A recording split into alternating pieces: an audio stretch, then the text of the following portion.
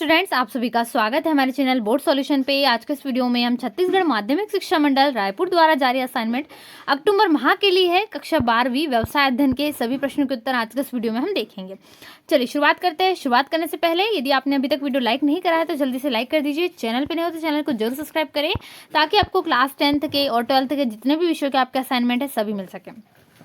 इसके पहले कक्षा 12वीं के सभी विषयों के असाइनमेंट के आंसर कंप्लीट हो चुके हैं, हिंदी इंग्लिश या बाकी आपके जितने भी विषय सभी के। यदि आपने कोई वीडियो नहीं देखी है, छूट गया आपका लिखना, तो जल्दी से डिस्क्रिप्शन में लिंक है, वहां से जाकर भी देख सकते हैं वीडियोस को, या फिर आपको प्लेलिस्ट में सारे वीडियोस मिल जाएंगे। प्लेलिस्ट की भी लिंक है डिस्क्रिप्शन में, तो जाइए और पूरे वीडियोस को देख लीजिए। चलिए पहले क्वेश्चन से स्टार्ट करते हैं। नियुक्तिकरण के कोई 4 महत्व आपको लिखना है, ठीक है। Right any 4 importance of stuffing, ठीक है। तो पहले क्वेश्चन में हम चारों महत्व देख लेते हैं, नियुक्तिकरण के कौन कौन से महत्व जिसको कहते हैं। तो 4 अंक के लिए प्रश्न है। चलिए स्टार्ट करते हैं क्वेश्चन नंबर फर्स्ट से। चलिए तो क्वेश्चन नंबर फर्स्ट में यहाँ पर हम नियुक्तिकरण के महत्व में आप जानते हैं, इसमें क्या होता है, किसी भी संगठन को सफलतापूर्वक चलाने में लोगों का योगदान होता है, ठीक है। जैसे कि एग्जांपल में ले लें, अगर आपके पास अच्छे विक्रयकर्ता नहीं है तो आप अपने अच्छे उत्पाद को भी ठीक से नहीं बेच सकते। यानी आपके पास जो अच्छे से यानी कि मैनेजमेंट को जानते हो, वो सारी चीज़ इसमें है।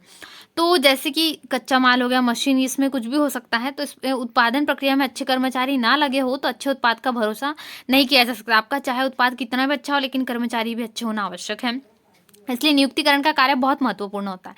तो इसमें अच्छे कर्मचारियों की नियुक्ति के निम्नलिखित लाभ है या महत्व है, ठीक है। इसका हम देख लेते हैं नियुक्तिकरण का महत्व जो होता है। तो पहला पॉइंट है, आपको 4 पॉइंट में यहाँ पर लिखना है। इससे उचित समय पर उचित पद के लिए उचित लोगों को प्राप्त करने में सहायता मिलती है। नियुक्तिकरण का कार्य प्रबंधकों को यह विश्वास दिलाता है कि कितने कर्मचारियों की आवश्यकता है और उनमें क्या योग्यता है, वो अनुभव होना चाहिए, ठीक है। पहला महत्व है नियुक्तिकरण का। चलिए दूसरा महत्व नियुक्तिकरण का, नियुक्तिकरण से संगठनात्मक उत्पादकता के सुधार में सहयोग मिलता है। उचित चयन द्वारा संगठन को अच्छे कार्यकर्ता मिलते हैं और उचित प्रशिक्षण द्वारा कर्मचारियों के निष्पादन स्तर में सुधार लाया जा सकता है। चलिए तीसरा प्रश्न है, तीसरा महत्व है, इससे क्या होता है, कर्मचारियों को कार्य संतुष्टि मिलती है और उनका मनोबल ऊंचा उठता है। उचित प्रशिक्षण और विकास कार्यक्रमों से उनकी कार्य क्षमता में सुधार होता है और वे अपनी आजीविका की प्रगति के प्रति आश्वस्त रहते हैं, ठीक है, आश्वस्त रहते हैं।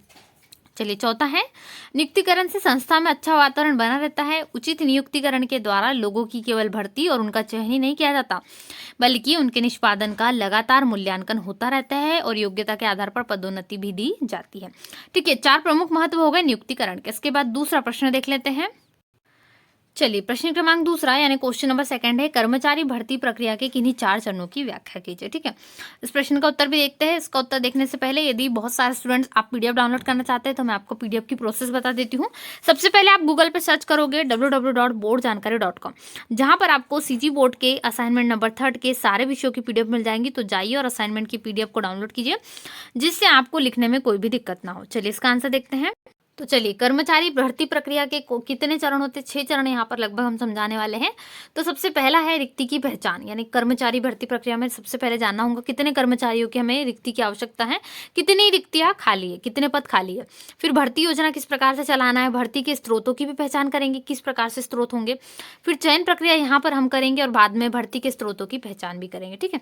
ये डबल रिपीट पॉइंट है। इसके बाद संभावित उम्मीदवारों को आकर्षित भी करना होगा, और भी पॉइंट है, तो हम केवल यहाँ पर 6 पॉइंट को इंक्लूड करेंगे। चलिए इसके आगे देख लेते हैं किस प्रकार से आप इसको लिखोगे।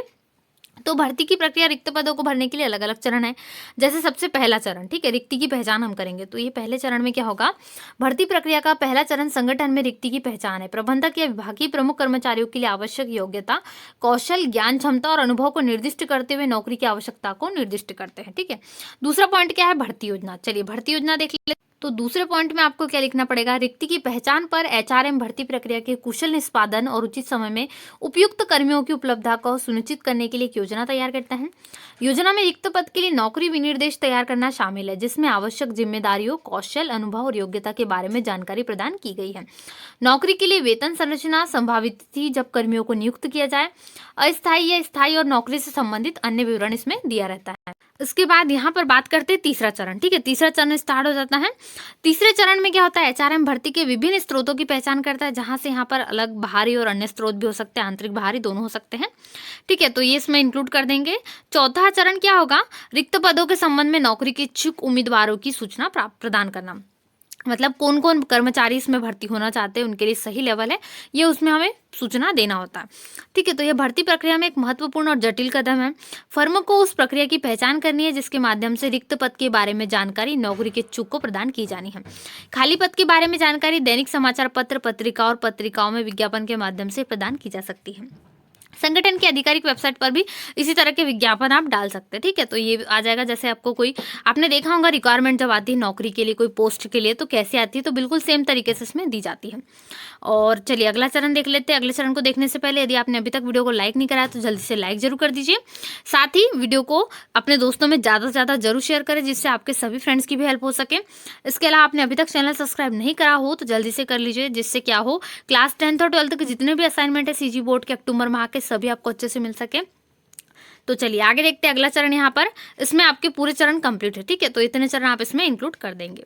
चलिए इसके बाद यहाँ पर आपको कितने बताना है, तो आपको कर्मचारी जो यहाँ पर भर्ती प्रक्रिया है उसके केवल 4 चरण बोले, तो यहाँ पर हमने चारों चरणों को देख लिया।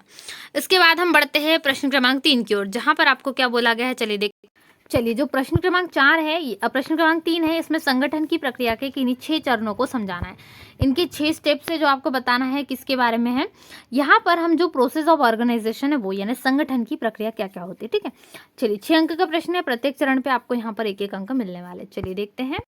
चलिए तो इसका उत्तर यहाँ से होगा, किसी भी संगठन में योजना प्रक्रिया का चरणबद्ध तरीके से अनुसरण किया जाता है।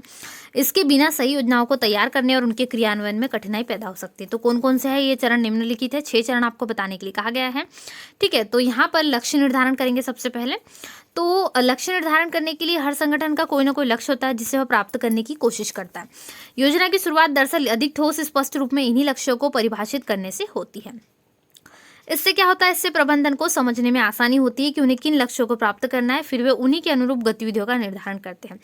इस प्रकार से संगठन के लक्ष्यों का निर्धारण एक अच्छी और सार्थक योजना की पहली आवश्यकता होती है। ठीक है, पहला चरण ये हो गया।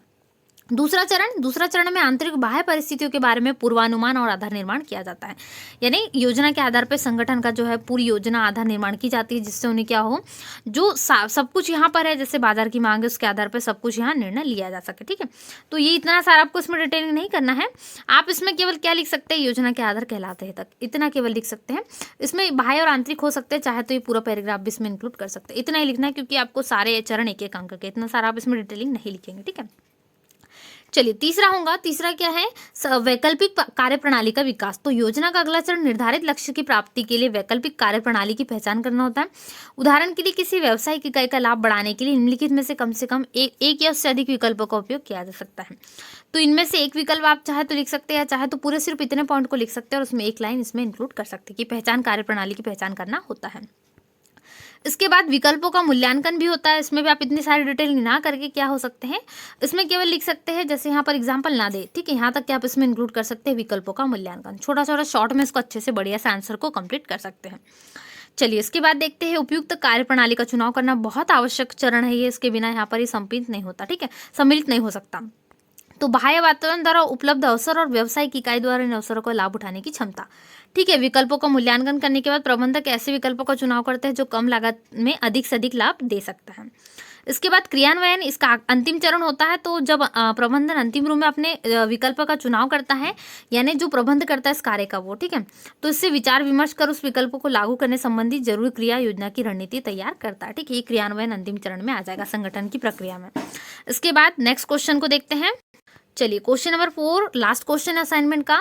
इसमें आपको पूछा है औपचारिक और अनौपचारिक संगठन में 6 अंतर लिखना है। एक तुलनात्मक अवकलन इसमें हो रहा है, अवलोकन। इसमें तुलनात्मक यानी दोनों के बीच में किस प्रकार से अंतर करना, ठीक है, दोनों किस प्रकार से भिन्न है वो देखना। तो हम आधार पे करेंगे। सबसे पहले अर्थ, औपचारिक संगठन का अर्थ क्या होता है, अधिकार संबंधों का ढांचा प्रबंध तैयार करता है। अनौपचारिक में सामाजिक प्रबंधों का तंत्र यानी नेटवर्क कर्मचारियों का अंतःक्रिया से प्रारंभ होता है। ठीक है, दूसरा है उद्गम। उद्गम से क्या होता है, कंपनी के नियम तथा नीतियों के परिणाम स्वरूप प्रारंभ होता है और सामाजिक अंतःक्रिया के परिणाम स्वरूप आरंभ होता है। प्रबंध में स्तर की क्षमता अनुसार दृष्टिगोचर होता है और व्यक्तिगत गुणों से दृष्टिगोचर होता है अनौपचारिक में। इसके बाद में इसमें अधिकार पॉइंट में भी इंक्लूड कर सकते हैं। प्रबंध में स्तर की क्षमता अनुसार दृष्टिगोचर होता है, इसमें व्यक्तिगत गुणों से, और व्यवहार में यह नियमों द्वारा निर्देशित होता है और इसकी गतिविधि का कोई पैटर्न नहीं होता अनौपचारिक में।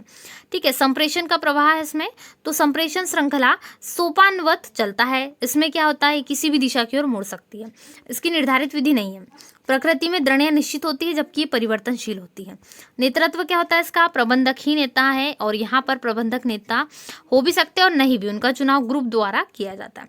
ठीक है, कुछ प्रमुख अंतर है, 6 आपको बोले तो आप केवल 6 लिखे, इसमें से मैंने यहाँ पर आपको 7 बता दिए। ठीक है, इससे आपके पूरे 12th बिजनेस स्टडी के जितने भी आपको क्वेश्चंस पूछे गए सारे आंसर्स यहाँ पर हमने देख लिए हैं आज के इस वीडियो में। इसके अलावा यदि आपने अभी तक वीडियो को लाइक नहीं करा तो जल्दी से लाइक कर दीजिए, चैनल पे नहीं हो तो चैनल को जरूर सब्सक्राइब करें, दोस्तों में शेयर करना बिल्कुल भी ना भूलें। इसके साथ ही आप इसकी PDF के लिए गूगल पे सर्च करेंगे www.boardjankaree.com, जहाँ पर आपको सारे विषयों की PDF मिल जाएगी और आप आसानी से अपने आंसर्स को कंप्लीट कर सकते हैं। चलिए मिलते हैं नए वीडियो में, और 12th के बाकी विषयों के असाइनमेंट के आंसर आपने अभी तक कंप्लीट नहीं करे हैं तो डिस्क्रिप्शन में लिंक दी गई है, वहां से जाकर अपने आंसर्स को कंप्लीट जरूर कर लीजिए, या फिर प्लेलिस्ट है, प्लेलिस्ट में सारे विषयों की वीडियो ऐड है, वहां से जाकर भी अपने सभी विषयों का असाइनमेंट जरूर कंप्लीट कीजिए। चलिए मिलते हैं नए वीडियो को लाइक करें, दोस्तों में शेयर करें, चैनल पे हो सब्सक्राइब करें। Thanks for watching.